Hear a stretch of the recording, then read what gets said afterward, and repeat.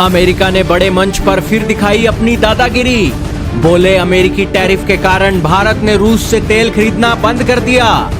अमेरिकी वित्त मंत्री बोले 500% टैरिफ भी ठोक सकते हैं। जी हां दोस्तों, एक तो दादागिरी और ऊपर से सीनाजोरी अमेरिका की एक ये पहचान बन चुकी है आज के समय में।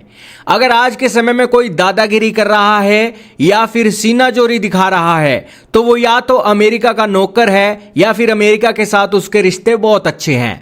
हाल ही में अमेरिका वित्त मंत्री स्कॉट बेसेंट आए हैं और उन्होंने पुष्टि की है कि भारत ने रूस से तेल खरीदना इसलिए बंद किया क्योंकि राष्ट्रपति डोनाल्ड ट्रंप के टैरिफ के कारण भारत इतना डर गया कि उसने रूस से तेल की खरीदारी कम कर दी। अमेरिका ने 25% एक्स्ट्रा टैरिफ सिर्फ रूस का तेल खरीदने पर ही भारत के ऊपर लगाए हैं। लेकिन अमेरिकी वित्त मंत्री यहां भी नहीं रुके। उन्होंने कहा कि अमेरिकी राष्ट्रपति डोनाल्ड ट्रंप अब रूसी तेल खरीदारों पर 500% टैरिफ लगाने का भी ऐलान कर सकते हैं।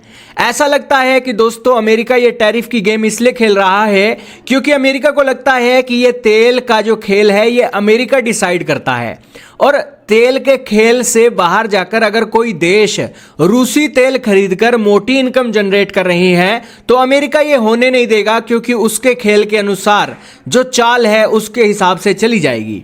यही कारण है कि अब 500% टैरिफ के हिसाब से बातें आ गई हैं और अमेरिका यहां पर रियल बॉस बनकर उभर रहा है।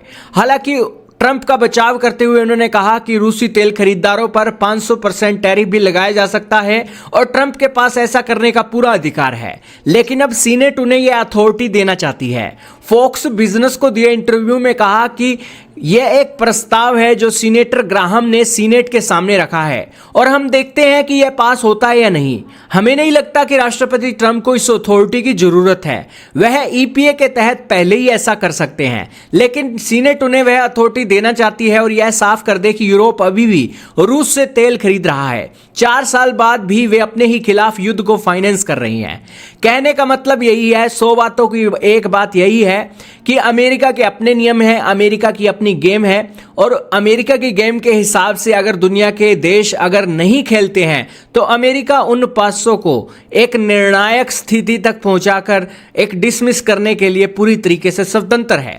और उसी की कड़ी में स्कॉट बेसेंट ने यह दावा कर दिया है।